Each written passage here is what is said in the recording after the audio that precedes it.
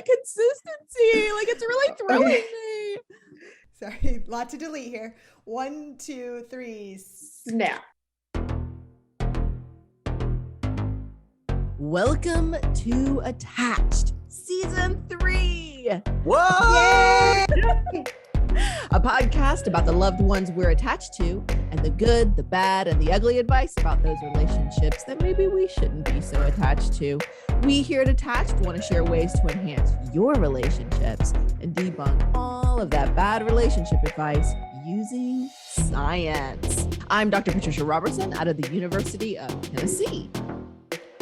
I'm Dr. Jacob Priest from the University of Iowa.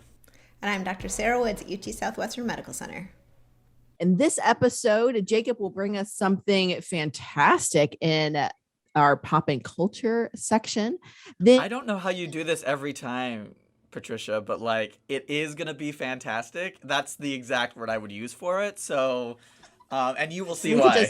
I feel like we could just map that onto any of your pop and culture. So that was like that was a freebie for us here, Jacob. But I agree. We are definitely simpatico in terms of adjective usage.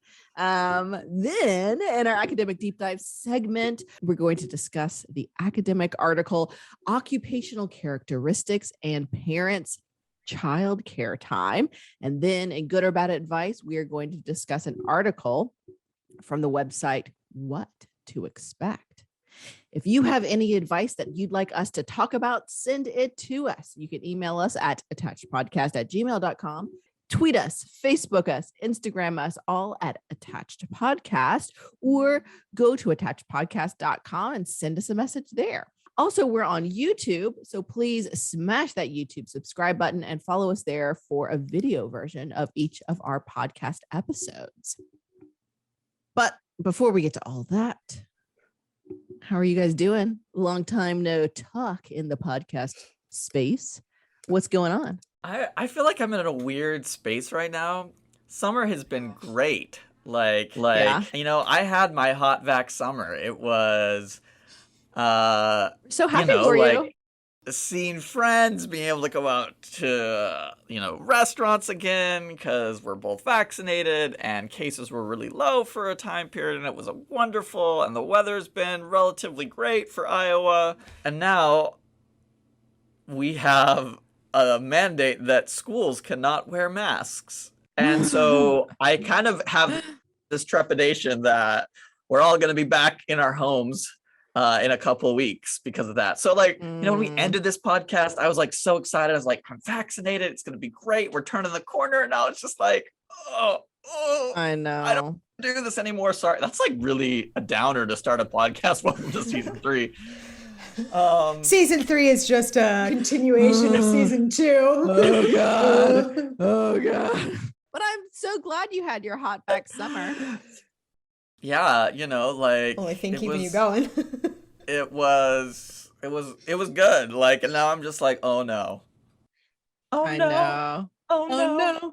Oh no. Wow. Both at the same time. I'm not even sure what song that was supposed to be, honestly. That's TikTok. You need to yeah, do you not I'm not on TikTok, but I have discovered Instagram Reels, and it's dangerous. Don't start, Sarah, if you haven't started. Just go straight to the source. Just go straight to the source. Go to TikTok. Go straight to the source. Amazing. Hopefully the tides will turn back so you can have a hot back fall. As the kids say, vaxxed, waxed, and ready to relax is what I've heard. Ooh, I like that. You. Good. I'm so glad. It always kind of creeps me out a little bit. But I'm glad there's an audience. For all those new subscribers, it only goes up. It only goes up from here. So stick with us. What's up with you? Well, I'm not sure I can follow that. Odd mix of excitement and thrill and depression. Yikes. I spent my summer probably doing a lot of the usual things. Work, work doesn't stop in the summer for me. So I did that. That's fun. I murdered all the plants I planted in spring. They're all dead and gone. I did go on a vacation last month, which was exciting. During that time, one of the plants decided, "Oh, we're gonna come to life," and just rained 40 tomatillos all over my patio. While you were away. While I was away, plant's now dead. Welcome me home with yellow leaves. It's almost like it was like, she's gone now, you guys. It's our time to thrive. She's gonna stop overwatering us.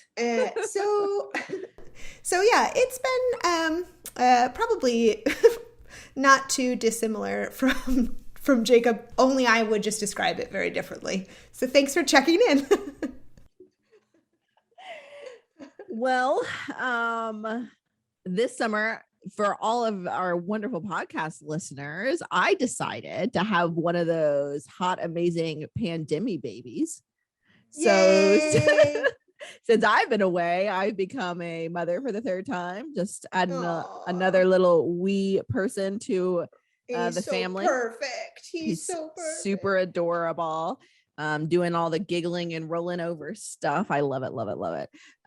So I wouldn't classify it as a hot vac summer because we did stay indoors quite a bit with the new one, but it was a nice summer. It was low key. It was good, and just catching up on sleep at this juncture.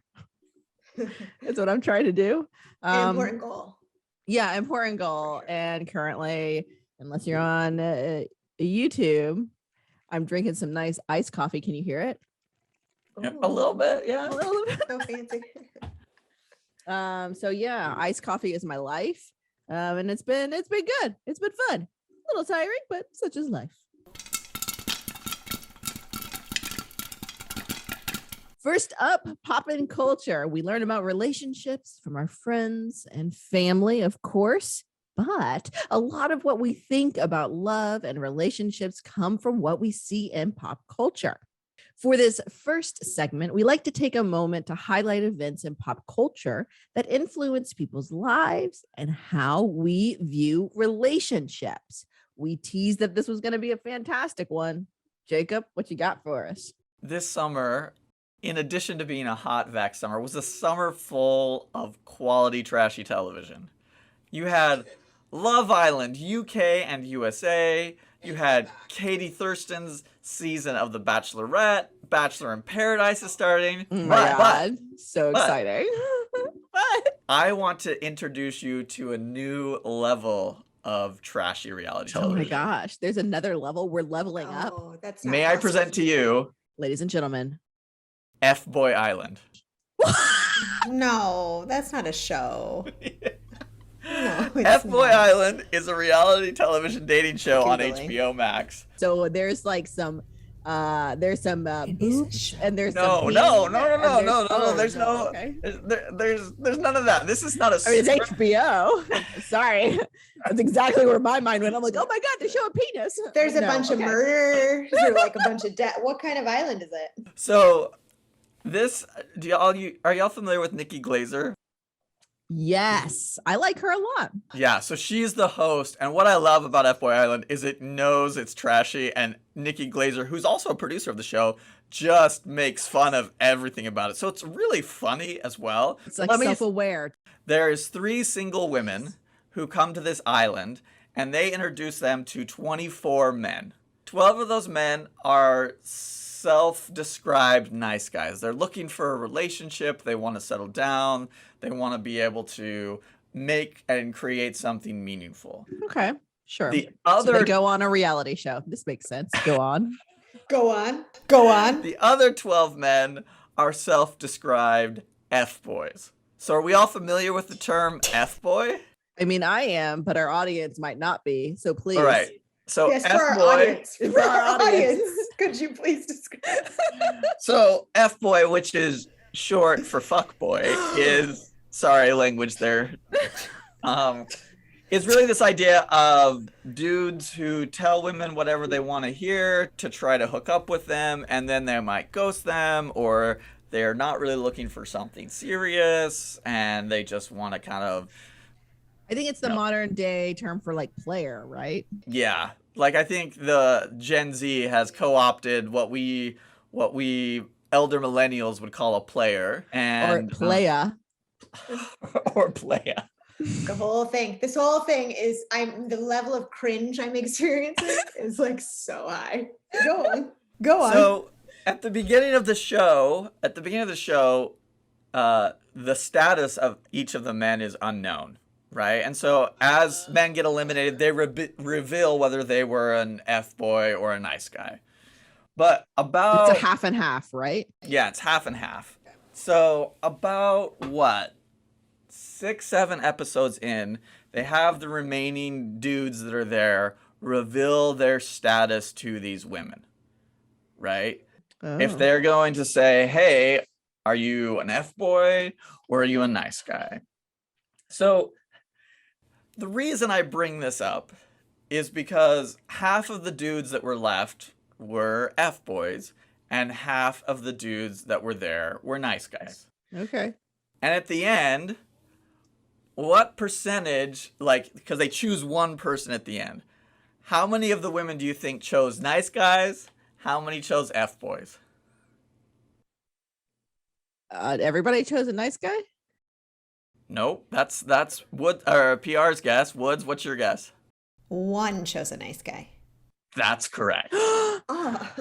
There's this thing in there that these women are saying, oh, I really want a nice guy. I really want to settle down. But they're also at the same time believing they have a strong enough connection, they're going to be able to change the behavior of the F-boy. And I think this is a really important thing for us to learn in relationships. If somebody is telling you that they are changing for you because your connection is so strong, they're gonna be the same person that they were before, right? Change doesn't just happen because I connected with you, so now I want to be different, right?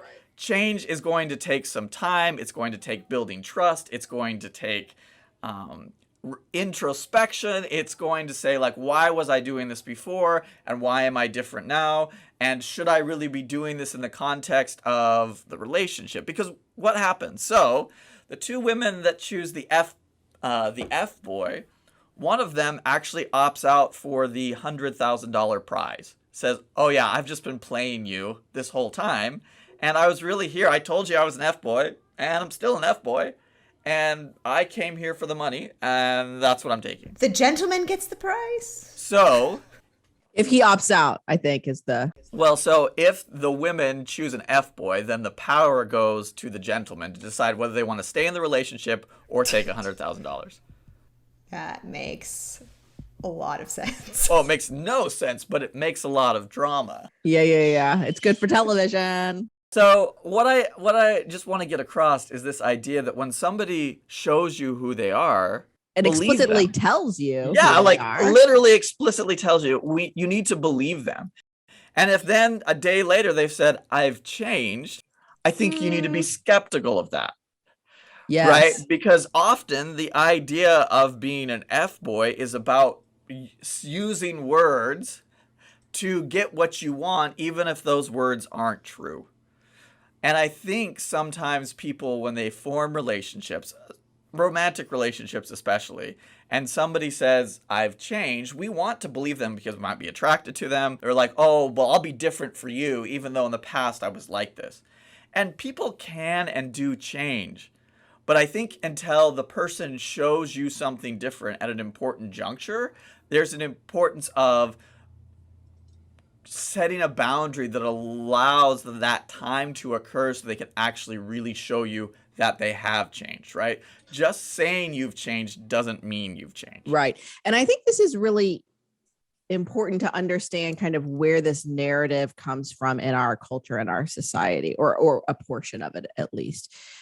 Particularly for women, this is a message that if you are good enough about being a romantic partner, if you are, can form a connection, you can change a man to be better. And this comes from a lot of fundamentalist type of religions, that the woman is in charge of purity, in charge of values in the family. And if they are good enough at being that in the family, then the man will be good, the man won't stray, the man won't, give in to these kind of baser instincts that, they think men are. The woman is the holder of purity and value. So those kind of underlying ripples, messages that we get are pervasive throughout our culture, and they affect how we approach relationships as well. Like this, that if I am good enough as a woman at being a partner, I can change this man. And this is obviously heteronormative relationships. Yeah. So it's pervasive in our culture. And you can see it even coming out in reality shows, this opinion about gender roles in relationships. And it sets us up for failure. Yeah, I agree, right? That's the concept of benevolent sexism. This idea that, oh, you put this woman on a pedestal, but you also give her all of this responsibility for something else that she actually has no control over. And then when she's unable to control that, which she doesn't have control over, it's then her fault because she failed as a woman. Exactly. Getting into relationships and also within a relationship as well. Yeah. Fascinating. Now we're going to move to our academic deep dive segment and talk about a new paper titled Occupational Characteristics and Parents' Childcare Time, written by Dr. Jennifer Hook at USC, Dr. Leah Ruppaner. Did I do that right? Ruppaner, yeah. Yeah. Dr. Leah Ruppaner at University of Melbourne, and Dr. Lynne Casper, also at USC. Recently published in the Journal of Marriage and Family. The study's author points out two important ways in which employed work can impact our families' lives. First, parents spending time at work, their work schedule, and how many hours they're on the job affects how much time they can spend with their family. Second, the competing roles of full-time work and full-time parenting can cause a lot of stress for parents, especially moms. Also, the stress that employed parents feel can be decreased when workplaces have more resources, when they give parents more autonomy, flexible work schedules, control over how they organize their work, etc.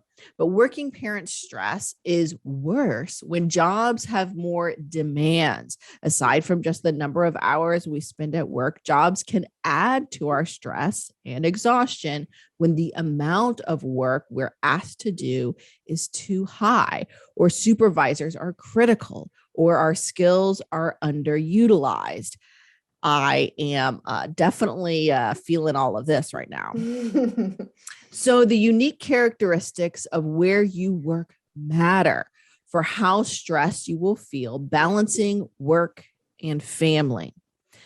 But the authors point out that we don't really know how these two areas intersect. In other words, research has really explored how specific characteristics of individual workplaces may be tied to how much time parents can spend with their kids. So, Sarah, these researchers test whether parents who work in more demanding and poorly resourced jobs spend less time with their kids. How exactly did they do that? Yeah, I was also feeling this article a lot while I was reading it. Yeah. I mean, I think specifically for me, the critical supervisor and not necessarily the underutilized, but maybe a little bit. And also asked to do what you're asked to do is too high. Just the amount of work is too much. You're like, really? Yeah. Really? Let's just hope Patricia's supervisors don't listen to the podcast, right? Oh, they don't. But also, I have a lot of supervisors, so you guys don't know who I'm talking about. She's just being honest. It's just a requirement of podcast hosts. Yeah, so they have a lot of different ways that they define these demands, which we're going to talk about because I do think it's really interesting, and people I think will identify with these different variables, workplace characteristics for different reasons, including sort of what their own workplace looks like. But they did this in a really interesting way. So they did look at job characteristics, workplace characteristics, and time spent with kids and what that time looked like. But they also looked at gender too. They did talk about how we could sort of expect this to go in a few different ways, that dads on average spend more hours at work per day, per week, per month, and so may have more time demands that limits their ability to spend time with kids, whereas women tend to be more responsible for family life, and so might feel more of that pressure, that role overload, the strain and conflict between I have all this paid employment and I have all this childcare that needs to be done at home. So what they did was they took data from the American Time Use Survey from 2011, 2019. Every year there was different data. They pooled all of that data together. It's a really large nationally representative survey sponsored by the Bureau of Labor Statistics, so it's a huge data set. And participants in this survey are interviewed by phone about their time use in the 24 hours prior to that phone interview. Fascinating. Yeah, really interesting. So of this huge amount of data, they selected out employed parents, not self-employed, like outside employment, 25 to 64 with at least one child at home that's under the age of 13. However, this data set does not include detailed job characteristics. So they linked the participants to data in the Occupational Information Network database, which includes data on hundreds of types of occupations. And those occupations are rated by occupational experts and like other kinds of people whose job it is to describe jobs. Okay. Such an interesting data set to read about. So they rate these different occupations on specific skills you might need to do them, abilities needed to do the job, what the work conditions might look like. And they got occupational data for almost all of their original participants, 98.5%. Their final sample was over 17,000 parents in over 460 occupations, and then they split the sample. So those who were interviewed on work days, because they're looking at how the experience of being in a workplace in a workday impacts your time spent with kids, and those who were interviewed on non-work days. So the workday sample was 10,274 parents, about 52% were dads. So it's a huge, huge sample. Yeah, that's amazing. So during that phone interview, parents talked about how they spent their time, right? And they categorized the time as time spent with children, which is just sort of like my kids in the room and the space, I'm available to them, versus childcare, which is actively like caring for, helping kids. That included physical care, so that feeding, bathing, dressing. Just reading these descriptions also exhausted me. And I was like, what does that say about how available I am to my kid? And interactive care, which is like talking, reading, playing, like being there, engaging with kids in a way that's like really important for their development, right? That interactive care piece. And then the occupational variables, they looked at resources and demands, which is what you talked about earlier, Patricia. So autonomy is considered a really important resource. So how much decision-making freedom would somebody in that occupation have? Is their job, what they do for their job and how they set goals, is that already predetermined, or they have the ability to do that themselves? Authority is considered a resource. So job status, making decisions that affect other people, how often you make decisions that impact the organization. Although they did present some prior work that says authority can also put a lot of pressure, especially on moms, because it's a lot more responsibility. Demands is the opposite. So this is related to strain. This is not time. This is stress. So aggression and conflict is one area. So how often do you deal with violent individuals, unpleasant people? Do you handle complaints and grievances? Yes. Well, if you work in, say, like a prison system. Oh, yeah. You are like a security guard at a hospital or a police officer, right? Or these days on an airplane. Sure. If you're a flight attendant. Yeah. Yep. That's a very good example, Jacob. Hotback summer got really out of check. It was an insane last few months. And how often they need to keep their emotions in check? Do they need to sort of hide their own emotional experience? Do they have really hypercritical bosses? Job pressure was another one. They looked at competition and also deadlines. Repetitive monotony was like this repeat. Do you have to repeat the same physical, mental activities over and over without stopping, like checking a ledger over and over and over and over? And then physicality hazards. So how much like sort of exercise, exertion, running, bending, hazardous equipment, pollutants, how cold it is. Do you climb ladders and stuff? Yeah. Are you dancing or climbing a ladder? For those of you not watching YouTube, you're dancing. Is that a physical hazard of your workplace? You just teach a lot through dance? Maybe. Yes, maybe. Whatever. No, it's not a physical hazard. That is an incentive. That's like how she gets people to like come join a part of her research lab. She's like, do you see what I can do? Yeah. She uses her authority to force dance parties on her undergrads.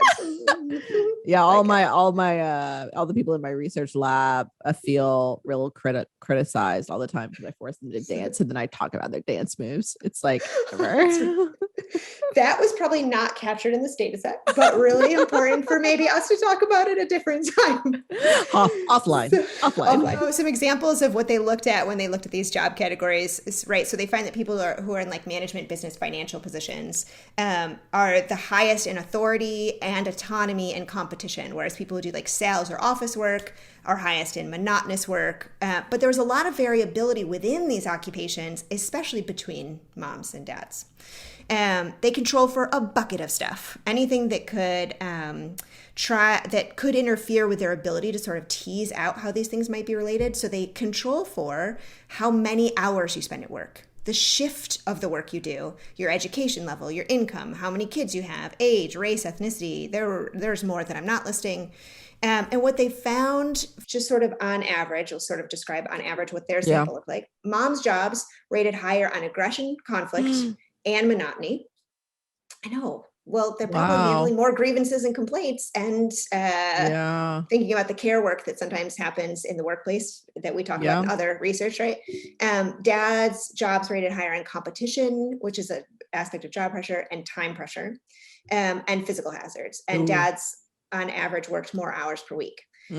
Moms spent more time with kids on work days and on total childcare and physical care. For example, physical care was like an average of 59 minutes a day, very specific, not an hour. 59 minutes. Like the last minute, get me out of here. Similar time between moms and dads on the interactive care, play time, reading, etc. So what they found was that moms in occupations where there's more competition, more of that aggression, conflict stuff, more monotony, and more physical safety risks, spend less time with their kids and less time on childcare. So what this looked like, for example, is for one standard deviation increase in how hazardous the job was physically, like that exercise pollutants sort of category, was a decline in 15% of physical care that they provide for their kids, which is like 8.5 minutes. And it was especially true of those physical childcare activities, meaning that's especially where they saw the effect for moms who are in these really sort of high demand workplaces. They spent less time in that physical childcare, which the authors suggest might be driven by how exhausted. They're just fatigued from this daily work experience. It's exhausting. And so that's where they're gonna cut the time that they spend with their kids. They also found that the more autonomy that moms had, it was associated with more interactive care time that they could spend with their kids. It was sort of a weak association, but there was not very much tying occupational group, like the type of job moms had, and mom's time use. So this is more about the characteristics of the workplace than the type of job that a person has on average. And these associations were mostly evident on work days. So you remember earlier I said they split the sample, right? They redid the same analysis with the moms who were interviewed on non-work days. And they found that these same associations didn't hold, meaning on non-work days, moms didn't lose that childcare time. And the only association they found is that workplace conflict was associated with less time with kids on essentially what we might call a weekend day, right? On a day that I'm not working. So that is a really intense characteristic of workplace that spills over into days where I'm not even at work. Wow. Whereas moms in physically hazardous jobs appear to maybe make up some of that childcare time on non-work days. They do more of that, which is sort of a cool idea. Yeah. So all of this, so it's almost like the difference between being mentally fatigued and physically fatigued. Yeah. Mentally fatigued kind of spills over, and the physical fatigue you can make up because you sleep really well. Yeah. or hopefully you sleep well, right? It's the pollutants don't find you at home, which is good. So those strain-based demands, this isn't about time, because they controlled for time, did impact mom's childcare time. They controlled for occupational group, education, income. I mean, all of those control variables, and this was still true. For dads, the associations were far weaker. So for them, autonomy, having more of a say about how they do their work, was associated with more time spent with kids at home. More monotony at work was associated with less time spent with kids, but there was no associations with childcare. So the characteristics of the workplace for dads was not associated in how much time they spent in those childcare activities, which is really interesting. And then on those non-work days, dads in higher status jobs with more of that authority spent more time in interactive care. So maybe they could sort of shut that off when they weren't at work a little bit more, or made up some of that time intentionally. So I do think, that this is cross-sectional, right? They pooled this data across years, but it was only sort of one time point. So we don't know that it's causal. The authors suggest that, right, you could maybe be choosing a job based on how we want to parent. Yeah. But comparing the workday with the non-work days and using all these different control variables, it's probably not likely that that's what people are doing. It's probably it probably is starting to suggest that the quality of our workplace is impacting our family life in really important ways. It's not just about the number of hours we spend at work. It is really about how toxic are they. And if I understand correctly, this data is not dyadic. So this is not both partners. So we don't know if the reduction in moms, physical, care is made up with the father's increase in care, or if together the dyad, evens out. There's no change. It's just taking roles on at different time points. It does at my house. Yeah, mine too. Years ago, I learned I just could not do, I couldn't do tubby time. It was that end of the day time where I was the most physically exhausted. And I finally just had to say, I just need you. I felt like I couldn't even sort of stand to help. I was just at this 20-minute juncture, I need to sit. Or do something else, folding clothes, something that wasn't so intense. So, I think there's some really important takeaways. The daily experience of our workplace matters for how we connect with our families. That's a huge deal. Everybody in paid employment, this is important for, right? Even people without paid employment, because if your partner is somebody who's in paid employment, that impacts how they come home and show up for your family. Moms, And I think particularly for, us as individuals, on all of our listeners as individuals, but I think this is goes above that. It's a policy level thing. Knowing that workplace environments are so impactful for how we care for our children is critical. We need to pay attention to that. And this doesn't track long-term outcomes for kids. You don't know what this looks like. But these parents, especially these moms, are so stressed at work that it impacts the amount of time that they spend with their kids. It's also potentially impacting the quality of that time. That would be a really interesting sort of additional kind of research, right? And then sort of tracking how that then impacts their kids. We know there's very robust outcomes that ties mom's mental health to kids' development, right? That's really important. And mom's family life is significantly more impacted by the demands of the workplace, these strain demands, these stressors, than dads. But what we see is that they might be too tired to do that physical care, but it looks like they're still prioritizing and preserving that interactive care, which is fantastic because it's so important for kids' development to be reading with them, teaching them, right, getting on their level, playing with them. But it also made me feel tired when I read it. So I think talking about that policy piece, workplaces prioritizing giving employees autonomy as much as possible is important for moms and dads. Giving people the ability to make decisions about what they prioritize, what goals they set for themselves, how they make decisions about how they spend their day, it could be really important and have a trickle-down effect into literally their home life. Yeah. But also looking at things like competition pressure, aggression in the workplace, monotony, changing up some of those variables so that moms in those jobs not only can prioritize families maybe the way they want to, they're spent time with their kids, but also we're seeing mass exit from the workforce of parents, now, but especially moms because of COVID. When you think about like, what if I can hardly do this anyways in a regular work year during COVID? Like, we need to make work less stressful. I'm out. For these I'm families.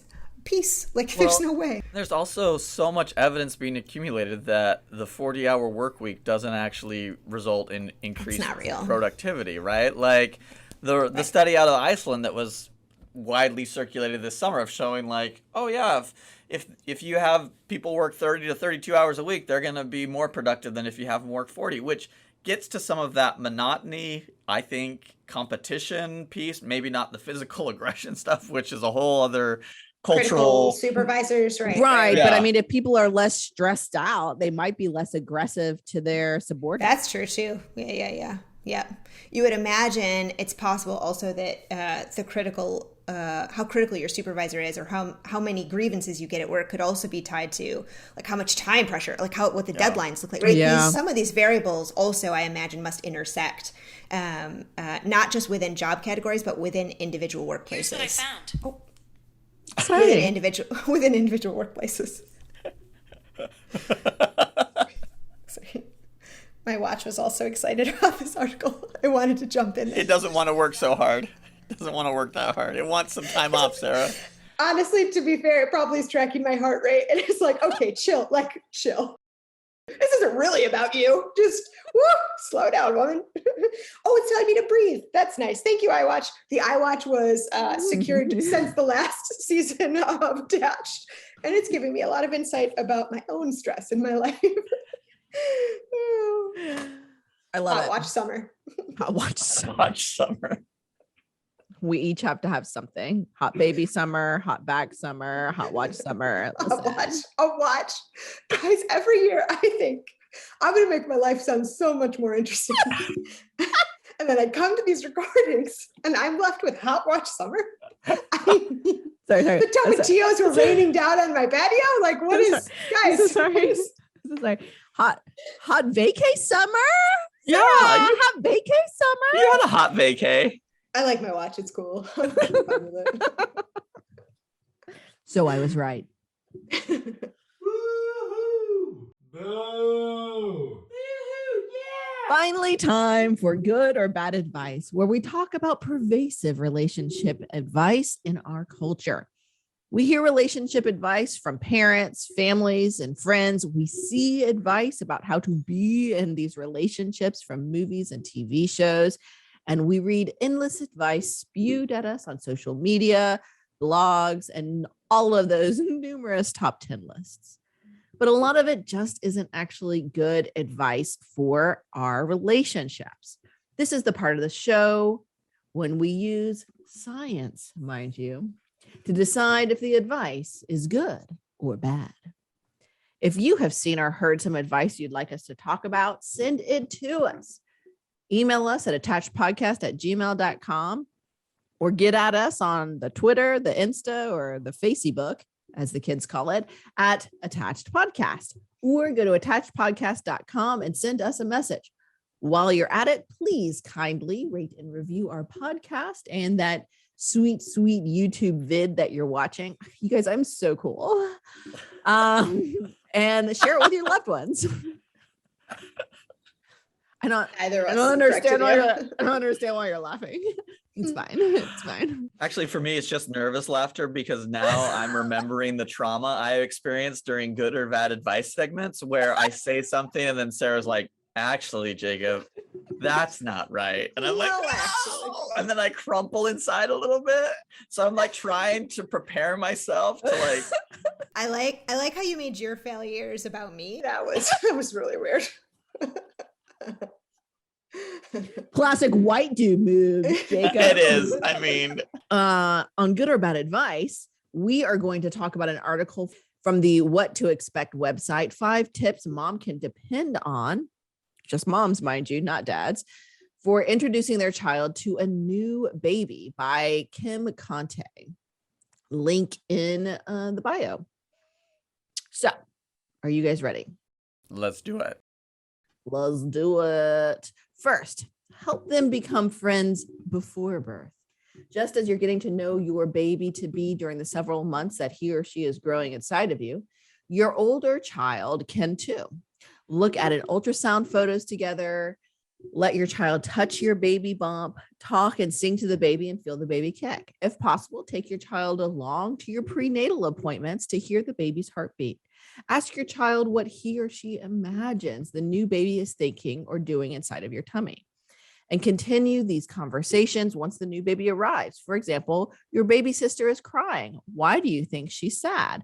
This can help your child see his or her new sibling as a real person and hopefully a future friend. Good or bad advice? So, first of all, I will not be introducing a sibling to my child until March. You all already know this, but we're expecting baby number 2 in March. This is interesting to me. Like, I almost don't know. I just want to take this topic a little broader first before I narrow it in. Yeah. Let's go. Like, it seems to me that, first, like, it's mom's responsibility to take care of the emotional well-being of her children. Yeah. Not a narrative I like to support because 100%. I actually really want to be involved in the emotional well-being of my children. Glad to hear it. Yeah, that's the part I like want to connect Podcast with. success. And also, like, we praise you, Jacob. He learned that here. Yeah. You're welcome. You're welcome. If I hadn't been doing this podcast until, like, before I became a father, Your like, poor honestly, child. all I'd be doing is like, shut that kid up. I mean, that's, wow, you would have had a Southern accent? That's so fascinating. was that some? I mean, I did live in Florida before, so like, I feel like Sure. I also think that, some of that advice I think is good advice, but I also think there should be some boundaries. I don't know if, well, especially COVID, like, I'm not going to bring my kid into a hospital for an appointment. Like, I think that could be useful, maybe depending on the age of your kid, but I also kind of feel weird about it. I kind of feel like this is very prescriptive in that, like, all kids are going to react a little bit different. Kids have different personalities, and when they become a sibling, like, doing one thing to be like, oh, this is going to work out, like, some kids are going to really be excited to become a sibling. Others aren't going to be, like, mine's probably not going to be old enough because they're kind of close together to really realize what's going on. So, I mean, I feel like the broadness of this advice just seems to be kind of like, oh, I don't know. It just seems really floofy to me. That's very sciencey to say. This advice seems floofy to me. When the rubber hits the road with this advice, does it really work? I think is the question. I think this is a very performative advice piece. But before I get into my 2 cents, what's thoughts? So, Jacob, you're saying bad advice. Bad advice because, like, it just doesn't actually mean. Yeah, like, what do you, like, I don't know. Yeah, bad advice. I don't think maybe the goal is to help them become friends, let alone before birth. So I think that outcome is what feels sort of funky for me when you read that advice, that it would make sense, I think, if what you're helping to do is, like, acculturate your current kid or kids to this idea of there's a new member joining our family, and that's important, and that this is what it'll look like, and here's what you can help with, and that sort of thing. I think that happens pretty naturally. I think probably a lot of people don't need the advice of, like, let your child touch your baby bump. Like, for 9 months, is that off limits? Like, is nobody, like, just no bump punches. I don't really know that outcome makes sense. I also would say, I mean, I think it's most doctors' offices, of course, if you bring a kid with you to a prenatal appointment, that's perfectly acceptable. I would not personally advise bringing your child with you to an appointment where you hear the heartbeat. Those are medical visits, and stuff goes wrong with pregnancies all the time. It would be pretty traumatic if you brought your kid to a doctor's appointment, a prenatal visit, and you got bad news while your other child was there. Yes. So while it's sometimes not avoidable, also I wouldn't do that specifically to, like, help a young child. That young kid, they do not know what the heck is going on. And it's a 2D image of something that looks, it'd be terrifying, low key, like an alien. Like, it's really it's not like a fresh baby picture. No, they're medical visits. It's not, we don't need to become friends there. Yeah. Be friends in the future. So bad advice. And so I think This is what I'm hearing is bad advice. I love it.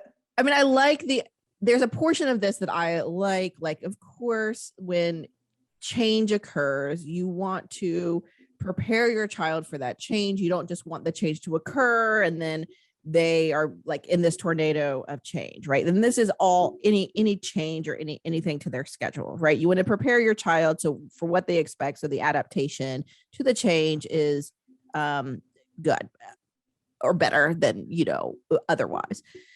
Minimize tantrums is always my goal.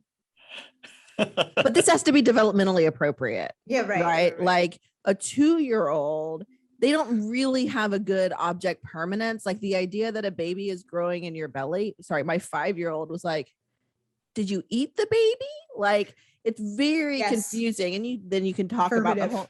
It's just very confusing, and you can talk about it in a developmentally appropriate way. But it's a very abstract idea. So just know that going in, right, for adults as well. Fair point.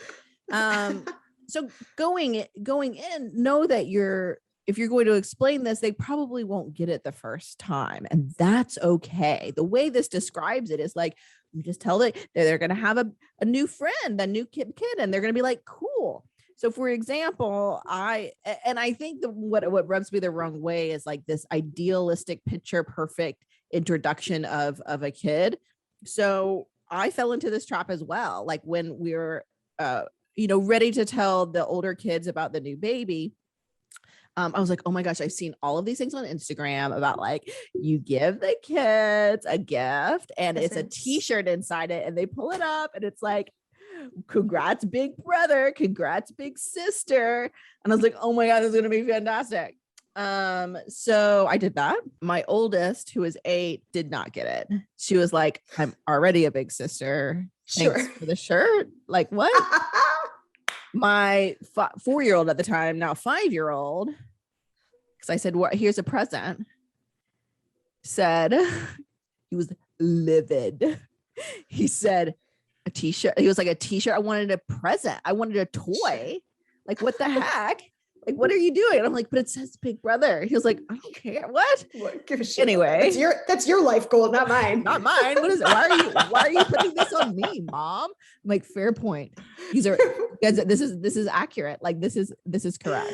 So it happens in conversations over time, and it happens when the baby comes, like little tiny things to like incorporate the kid to be friends. But I think that this in the belly, help them become friends, is a good idea, but make sure it's developmentally appropriate. Make sure your image of it isn't like an Instagram perfect one, is what I think. Lower your expectations. Yeah. Or like lower them to like reality. Like, like have your expectations just be reality. Like, that's okay. Reality is a really excellent place to be. We like reality. Yeah. It helps with your mental health, all of those things. It's fantastic. We love it. Number 2, plan a memorable visit. Make the first meeting as special as possible for your child. It can help create positive associations with the new baby. It doesn't have to be anything too complicated. You just had a baby after all. Very, very excellent point. What to expecting. You're in the hospital, your vag is torn apart, or you have a hole in your belly. These are excellent points. I'm glad you're recognizing them. Is there a park near the hospital or a birthing center where you delivered? I'm sorry, what? Maybe you have your partner check it out with your child before they come to visit the new baby. Sounds exciting, because hopefully your partner is just like well rested and wasn't with you in the delivery room for the past 24 hours. No, these great ideas. No, just to be clear, none of this is part of the advice. This is all ad-libbing by you. Yeah. Okay. Yeah. I'm not emotionally reacting to this at all. It's fine. Or if there's a kid-friendly restaurant where they can grab a yummy snack pre or post meeting, go for it. Even a trip to the hospital's cafeteria, because that's a fun place. Or to the gift shop to get a toy for the baby can be a super fun adventure. For the baby. Of course, whatever you're planning, you'll just want to be mindful about the best time of day for your child to meet the baby. So not when he or she is tired, hungry, cranky, or wanting to be somewhere else. that in part is great. I know I may or may not have colored this for you, Jacob, but talk to me. Plan a memorable visit. Good or bad advice? I mean, this is great advice, right? Like that's all what we're Yeah. Because that's what we Okay, need so- right after delivery is like Like- be positive. Don't forget to put on some fucking lipstick. like honestly, okay, I did not push a child out of my body. I was there and I was present and I was exhausted. So I can only imagine this is being written to moms to say like, all right, now that you've done this thing, you have a responsibility to make everything happy. So this meeting can be really positive. Do you know what? None of those kids are going to remember that meeting. I don't remember meeting any of my siblings. Right? Like if you can just survive, you know, the first weeks, months after introducing two siblings to each other, that's a win. If you are planning out like visits, scoping out parks, like I don't know what world this person lives in when they're having a child, but that was not my experience. And again, like I said, like I didn't do any work and I was still exhausted. So I don't know how you're going to create this space where it's going to be very positive. You know what? Like just get home, try to get everybody to sleep as much as possible as when they can, get help and support from friends and family and figure it out. Like don't be stressing out about where to like Take what the kid before and after. park you want to introduce people at. That sounds like a bad idea. So really, I think this is bad advice. Woods. Yeah, I mean, it's bad advice. It also doesn't apply during COVID. Like, Don't Right. bring extra kids to the hospital, please. Oh yeah, I literally do wasn't that. allowed to. the only piece I would say that is maybe helpful is thinking about if remotely possible when you make an introduction like this, just like when you do anything, when you take your kid for a walk, when you have them meet with friends, when you go to the zoo, maybe time it to when they're not otherwise like hungry, tired, like Yeah. Thirsty, with that. like meet those basic needs for like that's Yeah. reasonable advice that occasionally as a parent I need to be reminded about. Like, why is this Yeah. not going well? And then my husband would be like, because we're all hungry. Like, we need to eat lunch. Oh, yeah. Okay, food. So, like, that's fine. But I think what it did was in the first piece of advice, it tried to suggest, like, this child that's joining us is so important. You're going to be friends with the embryo. Like, oh, it's such a big deal. And in this piece of advice, it's like, well, meeting your new sibling is not special enough. We need to couple that with, like, a trip to a fun playground and an ice cream sundae. Like, this is a big deal in and of itself. And it has no bearing, not any bearing, moms and dads who are listening, no bearing on the future relationship between your existing already children and your new children. This introduction has no bearing on anything ever. Listen, you just had a baby. You did a great fucking job. You nailed it. You did a great That's the job. prize. You got the Now, prize. go home, try and get as much sleep as you can. Make sure everybody is fed. Maybe you turn on the TV for some entertainment for the youngest and from the oldest. You're winning. You're doing a great job. Yeah, this obsession with making every interaction positive sounds exhausting to me. Well, Like- and it's also like an Instagram photo finish too. Is like all that's all I hear is like, you know, beautiful on Instagram. I'm like, cool. It's a lot. Yeah, if you can afford to have a photographer follow you around and make all of those things beautiful, then you probably can also afford to have like pay people to go take your child to like A park. I a mean, park and then have like clear out the park so nobody else is there. And then like okay, well, the level of income, I'm not sure photographers are that expensive. You really like ups that. For photographers out there listening. Affordable, important occupations as well. I don't. Why are we suddenly slandering photographers? You paid the mayor to clear the park. I don't know about that. So bad advice, what to expect. Be better. 3, have the new baby give a present to your older child. You've likely heard this suggestion before, and there's reason for it. It really works. Again, it's another simple way to help your child see the new baby as a real, live person. And even better, someone who likes to give gifts. Because that's the only people we like are the people who give us Have the gifts, new just FYI. baby. Yeah. Have the new baby give the older sibling presents. Yeah. If your child Got is it. old enough to understand that present isn't from the baby, just say it's a congrats on being a big brother or sister present. Don't worry. Simple ideas work here too. Snacks, a disposable camera if your child is old enough to snap photos for the new baby. Disposable cameras aren't a thing anymore. But Wait, but anyway. also the new baby gives a disposable camera to their older sibling to say, "Why don't you take some pictures of me?" And also, this is a just so they simple learn, idea. This It's is a simple idea. entirely about this new baby. Yeah, Who yeah, likes yeah. giving gifts about them? And books about the new siblings are also great options. Jacob, good or bad advice? So she's saying it works, and I'm going to refute her anecdote with another anecdote. Go on. Because, like, if she doesn't have data, I don't need data, right? So That's how science works. Science. So my brother and sister-in-law did this. They had, they got this idea, and they had the new baby give the older baby a gift. I don't remember what it was like a truck or something. And he was really excited. He held the baby for like 10 minutes and then said, can we send the baby back now? I got my Right? truck. Like, so, sure, maybe that could work for some kids, but I don't know, like, I don't see why we're having this conversation. Like, again, like the whole premise of like putting so much intensity on this one event that nobody's gonna care about. When they're going to be siblings for the lifetime. Yeah, like there's so many more other important junctures that you could be focusing on, and this one thing really isn't going to make a difference. If kids are the age where they need a present from their younger sibling, they're not. So bad advice. Just don't read this article. We're gonna link to it, and I'm sorry, the author of the article. You're probably a great person. You just missed with this one. And we probably won't actually link the article. The author to this this social media post, because I'm pretty sure they're not going to retweet it after they listen to it. Nah. Maybe they won't listen to it. Maybe it's just kind of like, it works. Oh, they talked about me. I don't know. Fingers crossed. Woods, good or bad advice? Well, I say that I have two brothers, but I actually had a third who forgot to give me a gift as a baby.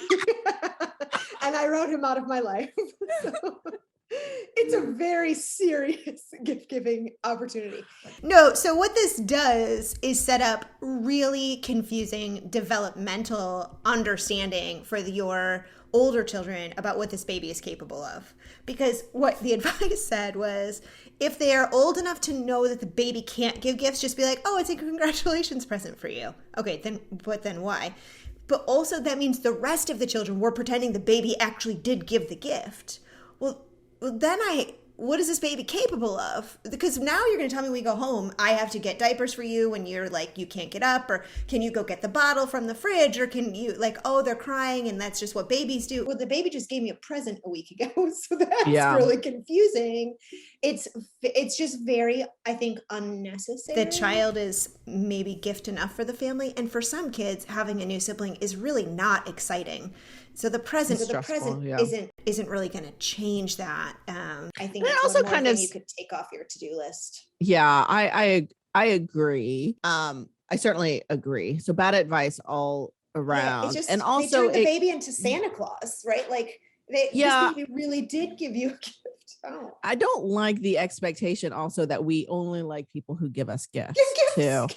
Like, it's not a great idea to buy friendships. I mean, it's not a bad idea though. That's how we got here. That's true, yeah. Where's that gift, Chica? I need a gift from you guys. The gift of conversation. That's what we give you every day. Each other. We give each other. I will say we did a version of this that worked. But in reverse. So what I did before the newest one came, I went to Target, the best place in the world, with the older two siblings. And we went on the baby aisle, and they each picked out a gift for the new baby that's coming. Cute. Developmental norms. Yeah, because they're old enough to do it, right? And so they picked out something. And it was also kind of my 5-year-old wanted to pick out something that really he wanted to play with. So we kind of had a conversation about like giving gifts that the person would like. So it kind of turned into that, which is still always an ongoing conversation, but that's fine. Picking out gifts is hard. And that did seem to work because it kind of got them, the baby aisle, like these are gifts that are appropriate for this kid at this age. And so we could have a conversation about what the baby will be like and what the baby will do. And they're giving something welcoming the baby. And that did work. So there's a part of this one that like I can see like being like a tangible way to like welcome somebody new. I don't know if I like this direction that they're recommending. Obviously, I didn't do it. The other direction felt more like you're saying developmentally appropriate. And it was also a way for me to like make a teachable moment occur in the store there. And it was like a fun outing that we could do. And also because it was kind of during COVID, we didn't get to go to stores as much with the kids like we used to. So it was also fun for them for that reason too.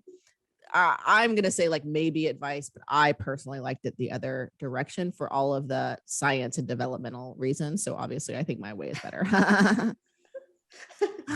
Good advice. Thank you. Good advice from Patricia. We'll take it. Yes, nailed it. Suck it. What to expect. Was that too aggressive? That was aggressive.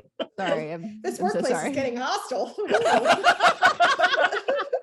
4, make your child the center of attention. I think we've kind of gone through this one and why we don't like it. So I'm just going to go ahead and skip to number 5. Give them a job to do. Look for small ways to involve your older child in caring for your newborn. What are some of those ways? He or she can show the baby a toy, sing a lullaby during fussy times, and maybe even throw away a dirty diaper. They're not going to want to do that. Or help with feeding. Give your older child a job to do can go a long way towards helping them or her feel a part of the changes instead of left out. Plus, you just added a brand new baby to your family. You'll need help, all the help you can get. Good or bad advice, give them a job to do. Jacob. Again, this is going to depend on, I think, the age of the kid. Yeah, like I can see how this would feel good. Like, oh, look, you're so involved. And also, like, I want my kids to be kids. They can take care of each other, but they aren't the parents, right? That's like, right. I think that's a way to kind of triangulate your kid into maybe, depending on how old they are, like setting them up to be like, oh, you're in charge of this kid. And I mean, that would be the extreme level, but focusing on this so much is like, hey, you're the sibling and we're going to ask you to do things. Sure. Like that's what families do. But I worry a little bit about triangulating a kid in too early to start taking care of a sibling. If that pattern can replicate and solidify, potentially could be problematic. And I think too, like I've seen families where, you're adding a kid when maybe an older kid is 12 or 13, and then they get kind of pushed into that role of being the caretaker for the kid for whatever reason. Yeah. And I think that can be problematic. So I'm not saying that is this advice. I don't think this advice is as bad as some of the other advice that has been in this article. But I would just caution against it. This is not something that I think in involving your kid in like helping is all great, but just being cautious about what messages you're sending is what I would say. So bad advice, but not as bad as the other advice. Woods? I mean, I guess I would say it's good advice. I don't think it's necessarily like problematic. I don't know that it's going to help kids feel less left out of the big change when they're like asked to take a dirty diaper to the trash. Like they're not like, oh yes, I'm part of this. This is a big deal. I think it just is probably a life necessity sometimes. Like there are going to be times where you need to ask for help and you're looking around and it's your 6-year-old who you're looking at like, well, can you grab that for me really quick? And then there's other ways where you could probably make that a little bit more enjoyable and not necessarily call it a job. But also I think helping people in the family is part of the job of being a family member. Yeah. So rather than make it about helping them to feel included, because I'm not sure that that's what it achieves, or sort of just doing it on the fly, sort of thinking about that this is something that we just do in a family. We help each other out, and like, just like, you know, this sibling feeds the dogs, or this sibling helps set the table, or this is just part of being a family. We sort of work together to make this work, is probably the frame I might say might be a little bit more effective. Yeah. So it seems like you're both are a little bit on the fence on this one. You see good elements on it, and I would agree with you. I think the extremes, like Jacob was saying, is problematic, and I think I would also highlight the extreme on the other end. They kind of talk about the them feeling a part of the change instead of being left out, which I think is probably the undercurrent point of this. And I think that could also be achieved by making sure you're not like stiff arming your oldest kid if they ask to help for something. You're not going to say like, no. Like my oldest was like, ooh, I want to change their diaper. And I was like, okay. Like, I'm not going to be like, no. Like, I'm going to do the dirty part bit and clean them up. And you can put on the other diaper while I'm standing there. But also when the youngest is crying, you know, my 5-year-old, I'll like, can you go put their pacifier in real quick? And they'll go and run and do it real quick. Yeah. It's a fun thing to do. But not like Jacob is saying like, this is your responsibility now. The life of this infant is now yours, 8-year-old. Like, that is not something that I think is good advice, but I think the other extreme. So often I think like we do in this podcast, like the extremes are bad and the good stuff, developmentally healthy relationships, is somewhere in the middle. Well, and I think too that this is just focusing on like a part of parenting that doesn't really need to be added to somebody else's plate, right? Like, why do we need to be thinking about like this special reunion when there's so many other aspects we know that are important to parenting? This to me just seems like it's become something, I think you're right, of like an Instagram moment that's like, oh, my 2 kids met each other and like this post. And I just feel like that's not what's important, what we know about parenting. Like, and so for me, that's why it's just kind of like bad advice all around. Like, focus on something else. Like, you don't need to add this to your parenting plate. You got enough going on. Mm-hmm. Yeah. I mean, obviously you want the moment to not go horribly bad. And I think the advice in the middle there about making sure that people have napped and have a snack is like key to that meeting not going horribly bad. And I think, you know, you made it home. You're winning here. Like, you did a good job. Like, you guys, you're good. Like, fantastic. Congratulations. Thanks for listening to Attached. Remember to call us, email us, or get at us on the social medias about any relationship advice you've received that you're wondering whether to follow or pass on. We cannot wait to talk about it.